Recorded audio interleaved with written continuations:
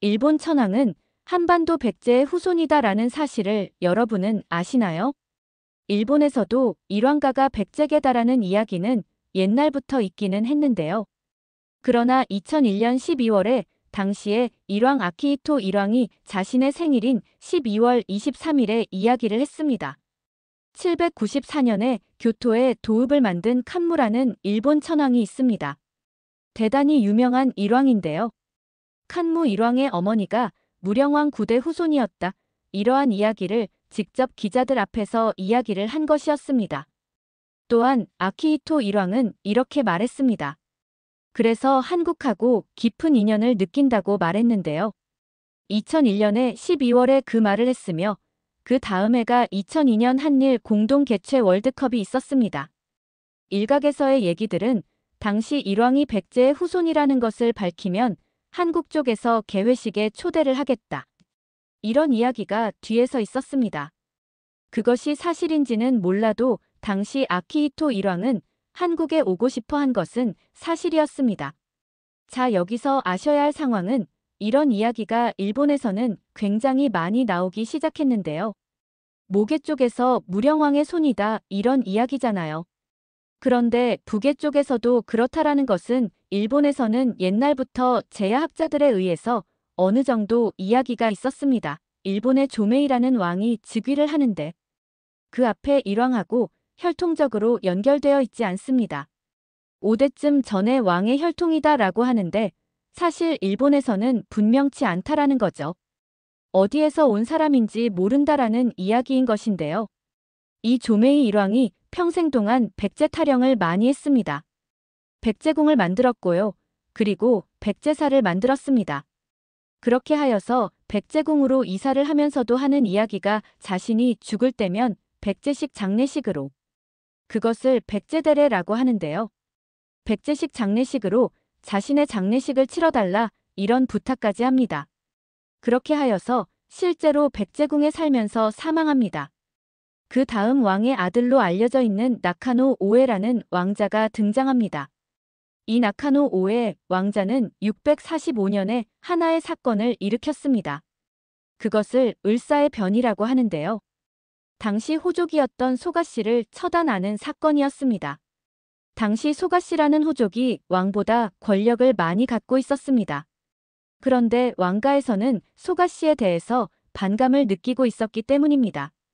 당시 요왕인 일본의 일왕은 여왕이었습니다. 그 여왕 앞에서 소기의 중심이었던 소가노 이루카를 살해하는 사건이 있었습니다. 그때 소가노 이루카라는 사람을 나카노 오에가 죽이는 것을 바로 앞에서 보고 있었던 나카노 오에의 이복형이 말합니다. 한인이 소가노 이루카를 죽였다. 이 내용이 일본의 정식적인 일본서기에 기재가 된 내용입니다. 당시 한인이라면 백제인을 뜻한 말이었습니다.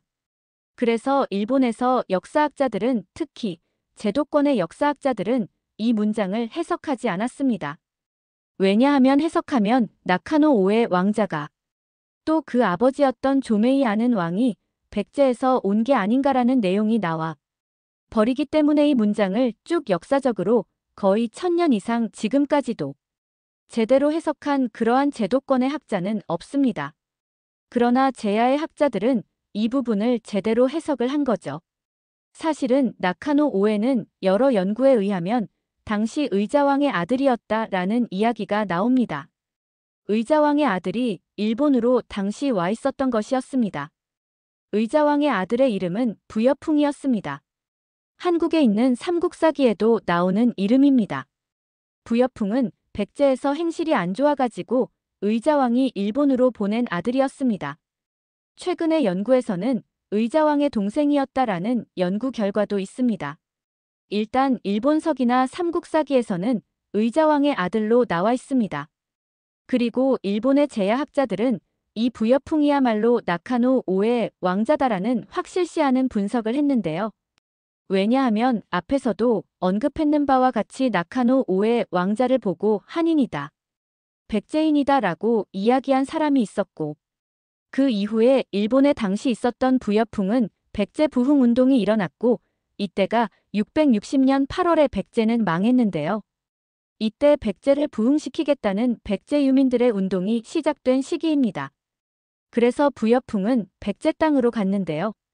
그런데 일본의 역사서 일본 서기에는 백제 부흥운동이 3년 정도 있었는데요. 그 3년간의 백제 부흥운동의 역사를 너무나 상세하게 기록했습니다.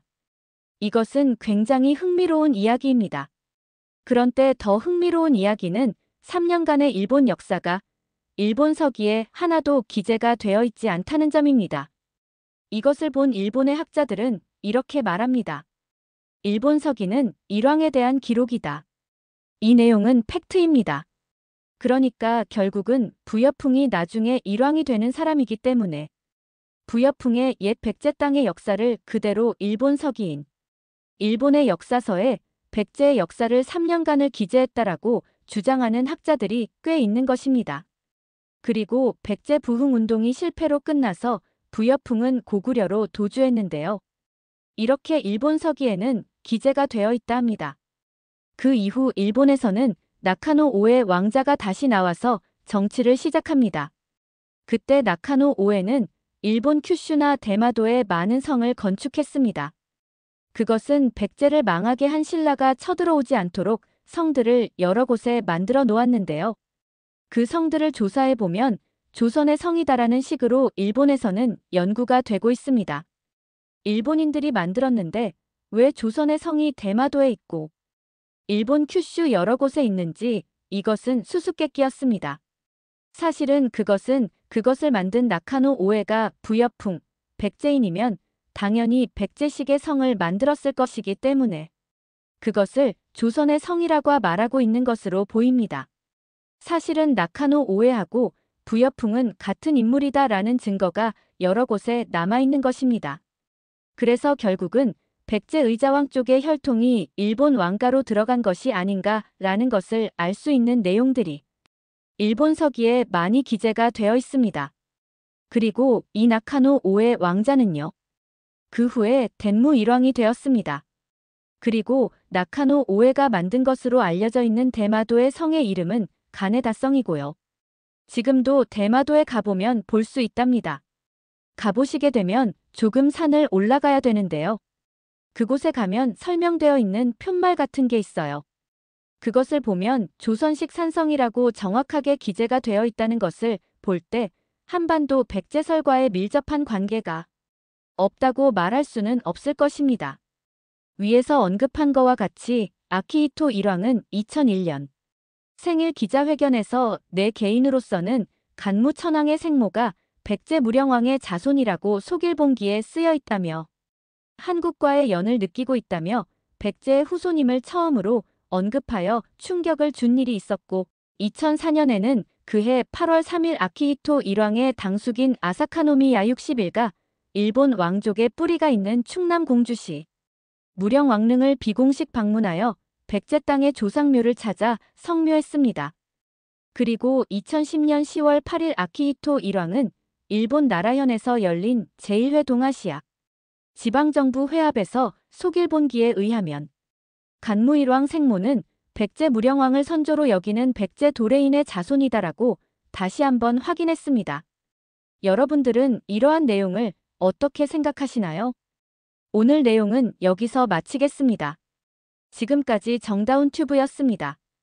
구독, 좋아요, 알림 설정은 제게 큰 힘이 됩니다. 감사합니다.